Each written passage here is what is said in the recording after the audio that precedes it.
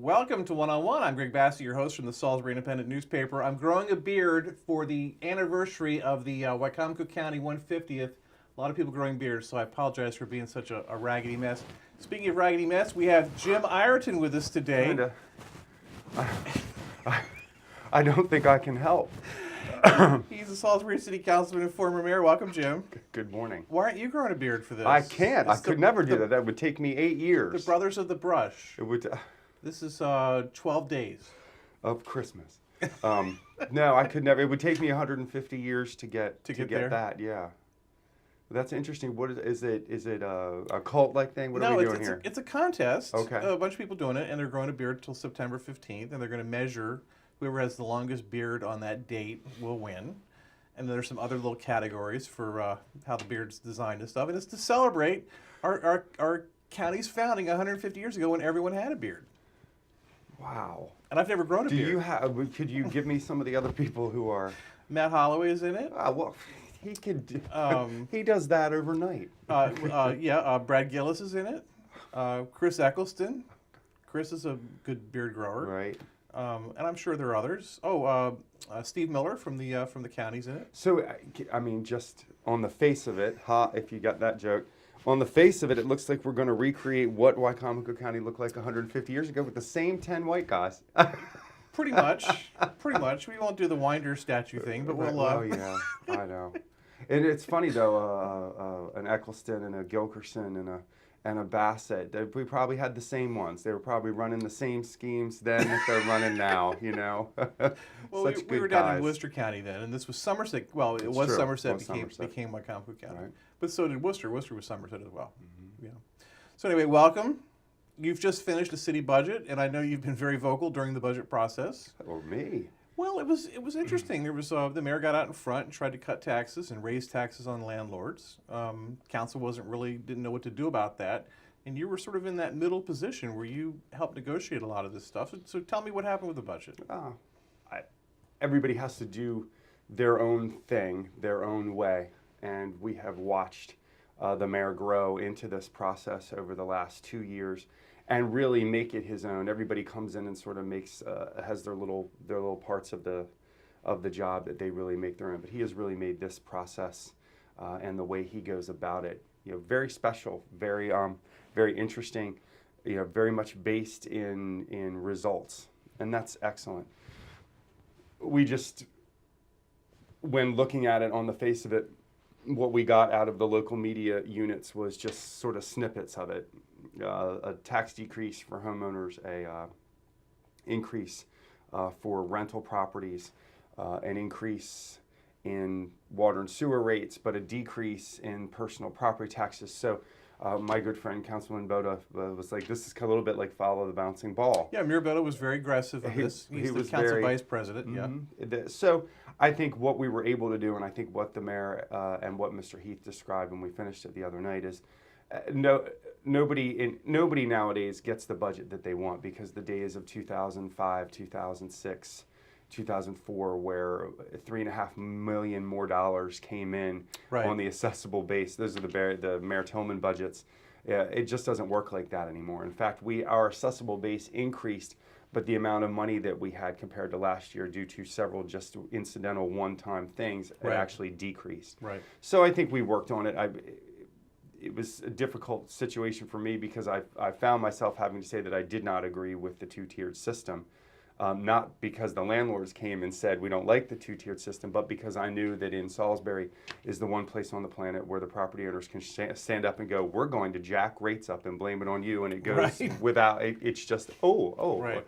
So my concern for the area that I represent, same thing I think for Mr. Boda and certainly for Councilwoman Jackson, was those costs are going to be put down on the people who are already paying too much Right. already. We know that. Right. So if it had just been maybe the two-tiered system without the increase in water and sewer rates, I think we may have been, but what we looked at it was the large picture. Our job was, from 40,000 feet up. And in the end, when you start putting, we took a family of 4 who lived even in a homeowner situation around the corner from me.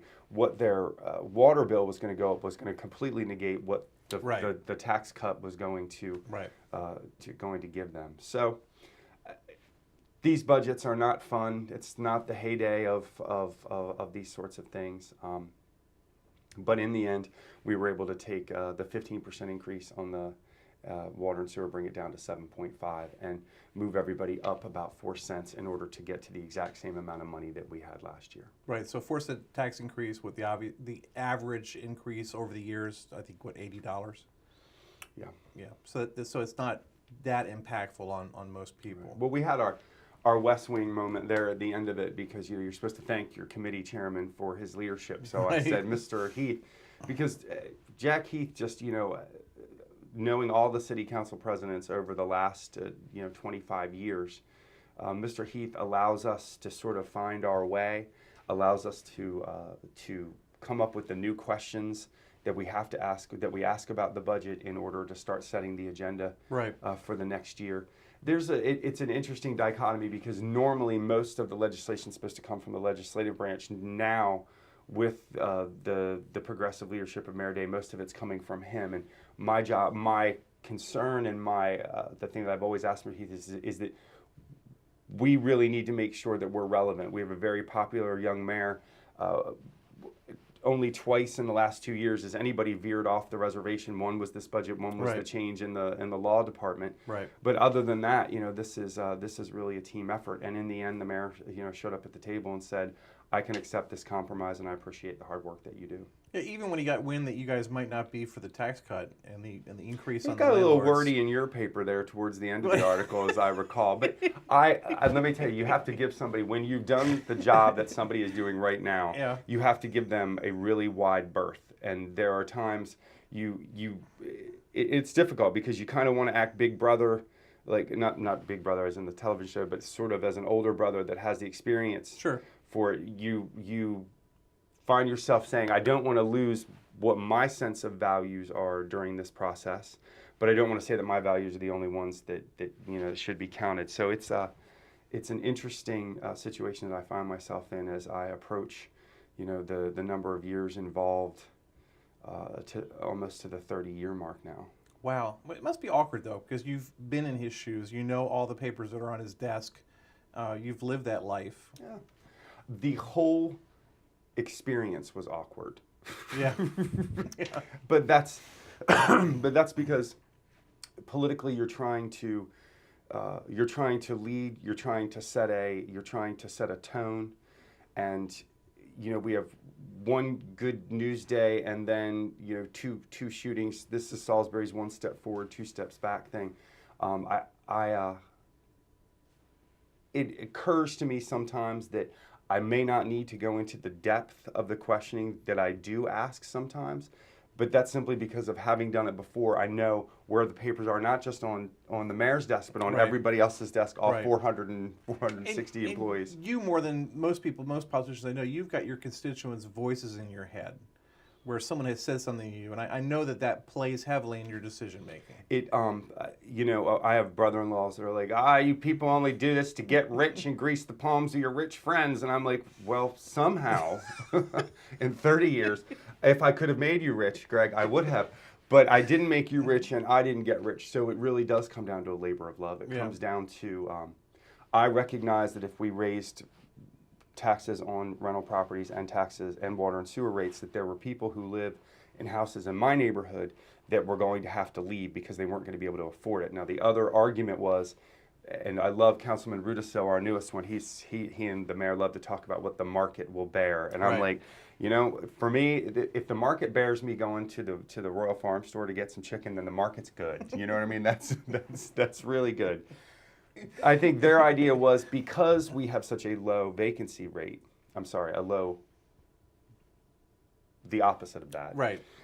That the houses will get filled right away. And see, I think that's saying, well, the market will handle it, and that will allow people to be put out because there's always somebody coming behind it. And I just don't. My Catholicism would never let me live that way, in terms of thinking that I mean, I can handle. I'm a low end user on water. Right. I'm a low end user on trash, and recycling. None of which those things have ever paid for themselves. So it's not a glamorous job we have, but it is. We will spend the summer talking about electricity rates and why we aren't getting the best that we could, and what will happen with the new wastewater treatment plant. We will talk about mandatory recycling. I'm not saying that's where we're headed, but we're going to have to talk about why water, sewer, recycling, trash pickup doesn't pay for itself, especially since in the last 10 years we've gone from 2 pickups a week to 1 pickup a week, and the system's still not paying for itself. Right. So, but it never has. So when we moved the 1.6 million out of surplus in the water and sewer department, right, we put these two line items in there that took all of the capacity fees that we collected all through the boom, and we put all this money there. But the actual day-to-day running of it is in the red. Right. But no one's ever lowered our bond rating. No one's ever showed up and said, "You bad people who have a." It's still within reasonable. Well, all that money's just been sitting there for almost a decade, and we love Mr. Cordry and his CPA accountant sensibility. We have so much fun with him. But he sees that, Mr. Heath, a lot of times the same way. So you can see the panic in their eyes, because they're just those types of people. For you and me, it's this bank account, this checking account, and maybe another bank account if we're lucky. And if something's got to be moved over here and we have it over here, there's not a problem. There's not a problem doing that. So we did it in order to keep the rates into single digits. Another thing that was interesting was people almost pay more for water than they do taxes. That's not interesting. That's horrifying. It's horrifying. But also the idea that you're just kind of cruising along, and all of a sudden every 3 months you get a giant water bill. And your budget, especially with low-income people, perhaps they're not as prepared to pay a big water bill. So it's more of a problem. And you guys even talked about making it maybe a monthly payment? Talking about going ahead and partnering with some credit group or wherever that would create the technology that would allow people to pay it on a monthly basis. Right. And that would certainly be less burdensome. They'd pay the same amount overall, but... like I said, my mentor, Sue Piper, all low-end users. So we recognize that, if it's an extra $8 or $9 a quarter, that's going to be fine. Now, one of the playground analogies people ask me all the time, because your reputation, your history is kind of confronted landlords, been tough on landlords from their perspective. And someone said to me, well, Jim had a chance here to stick it to the landlords, and he didn't do it. Why didn't he do it? I've heard that actually several times. Right. Is that a fair question? No, because they know it's not. Because I think what I said in your paper was, and my concern is the working poor in my neighborhood, and that's not a landlord. Right. We have this sense that there's always this, but we all know one another, and I honk and wave at TJ Maloney when I see him. The Wisners have been in my family and in my life as long as I can remember. Yeah. Some of the more progressive ones, the Fairfax people, and that guy who's just like, well, if they can't afford it, we'll put them in the gutter, and we'll get somebody else from the university. There's kind of a corporate mentality to his presentations. And we have, as I have done on interviews on this campus a million times, we have put all our eggs in the basket of rich kids who come here to go to school. Right. And that has not served us well in terms of the sustainability of the rest of the city. Now, what opponents of mine and people who don't like the way that I do things, so see, there he is again, starting trouble. But we have to look and see where we made this mistake, that just like in Baltimore City, you have Johns Hopkins Hospital, and across the street you have 6, 8 blocks of boarded up houses. Right. We have to figure out why there is a huge discrepancy between the huge buildings that are going up here and stadiums that are going up here, and houses that are on the other side of the street that are in the dilapidated and that no one will live in. What we're hoping to do over the summer with the mayor, as he comes forward with a neighborhood revitalization plan, is try and find that middle ground between giving breaks to people who write campaign checks Right. and creating a situation where people want to buy houses in our neighborhoods. The mayor and I veer just slightly different from one another. We both agree with one another in that what we've done previously is we have cut the fees that it costs to build houses on the Northeast Collector Road. Right. But it was very difficult. I couldn't figure out why we were going to saddle them with a 35% increase in their water and sewer rates. But in the end, you didn't help the person who bought the house. You helped the person who built the house. Right. That's the person who writes the campaign checks. Right. My attitude, it's really on a continuum there on the council. You can go from Mr. Rudisell and Mr. Boda's wonderful libertarianism to the pragmaticism of April and what's this mean on the street, Right. to Jack's, I love everyone and I need everyone to get along and Right. act accordingly, Right. to I've done all of this, why do I feel the most uncomfortable at the table? But we've got to figure out a way to marry those two things. And the wonderful part about the mayor is that he comes into the room and there are things that he wants, but there are also ways that he knows that he can get to the same place Right. and carry everyone along with him. A slight bit different than the way I approached it Right. some days during my 6 years, but certainly an excellent way to get everybody to the table. There will be a time when someone has to be told no, and we'll see what it all looks like when that happens. I get the feeling he's like playing chess. He's 2 steps ahead of the rest of everybody. Like he's thought this all I out. wouldn't say that. I'd say that he has taken the time and put forth the effort to figure out what steps everybody on the board wants to make. Right. Which is not something that I did. Housing, the housing inventory. I've been looking for a home in Salisbury. There's very few homes for sale. Right. It really is a tough market out there. You find that if you want to buy a house, there are certain houses in certain categories that are selling like hotcakes, and then other ones that are not selling Right. at all. Our difficulty is going to be houses that come up for sale. An elderly person either moves away or passes away. How do we get people who want to own it to buy it? Right. We have all these ridiculous things that were supposed to help 4-2, all the rest of it. It never did a thing because we allowed all of them to get exemptions. We have the corridor around the university where a house comes up for sale, but it is certainly with higher taxes and higher water and sewer, it is going to be very easy for an investor to pick it up and put 4 people in there and charge them. Right. I don't see prices going up that high. I mean, prices seem reasonable, but Quality of life issues. Yeah. The mayor believes if we incentivize, Yeah. I believe if we're going to incentivize, instead of giving money to people who want to build them, the builder of them, we should give money to the people who want to live there. If you really want somebody to live in Salisbury, tell them, I'm going to give you 5 years of no city property taxes. Right. Because the amount that we're spending on each new house that's built on Beeland Park Drive, Right.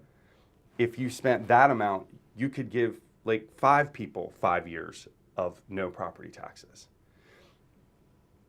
But in the end, I think all of that is moot if you're not going to address the quality of life issues, if you're not going to address, the high rates of petty crime, the little stuff, the Right. break-ins, things like that. I mean, we've been on a run of almost getting down below 2,000 Right.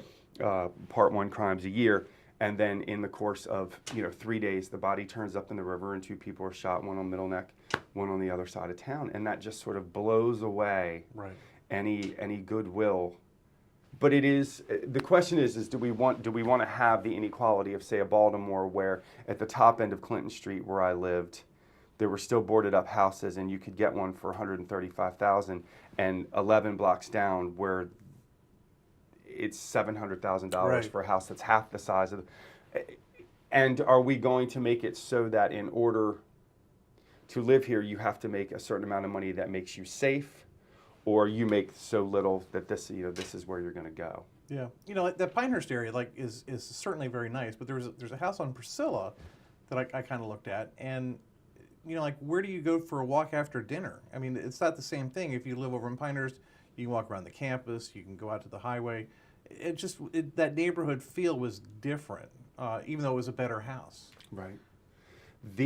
I really love, to be honest with you, I mean that's the east side. That's right up by East Salisbury School. Right.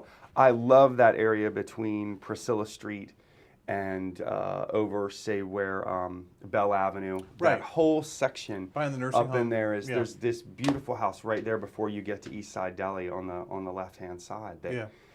But you can see That people house going. sold quickly. I know, Yeah. I know, and that's got a 2-car garage. And Yeah. we can walk through these through these neighborhoods. There's some really great ones on Brittingham Street, over where they didn't require them to build sidewalks at one particular Right. time.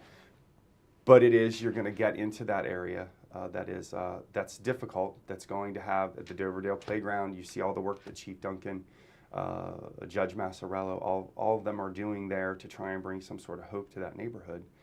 But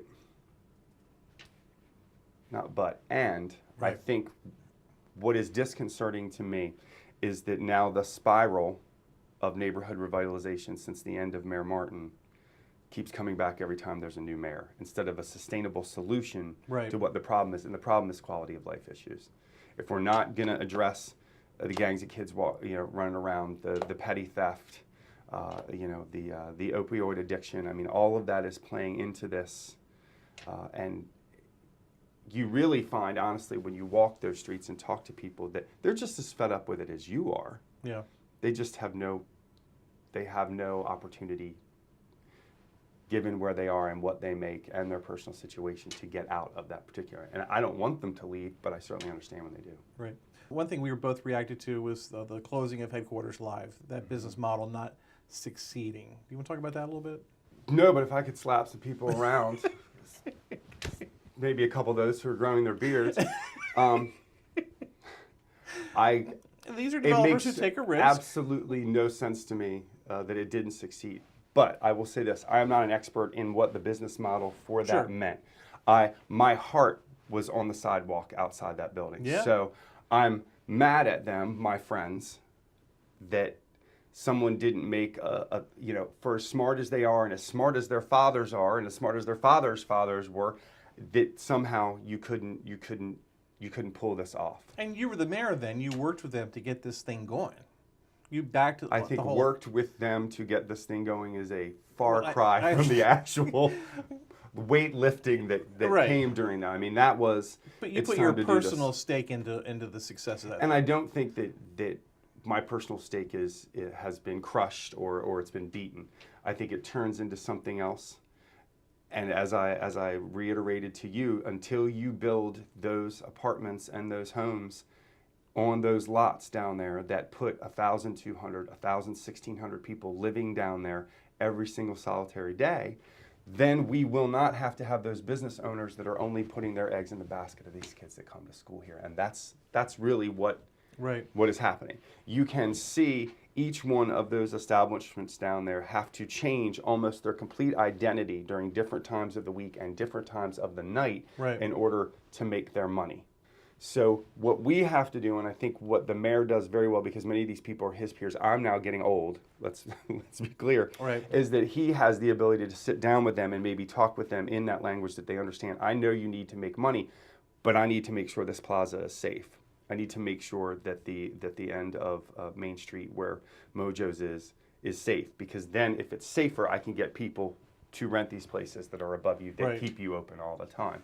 It is Salisbury's time-old age dilemma of, do I take the easy money quickly, or how do I create a sustainable plan, to keep it all going? You're looking and seeing what's happening along here outside the university in places where, it was the Wicker outlet was, and then it was the arcade that was shaped like the little dome.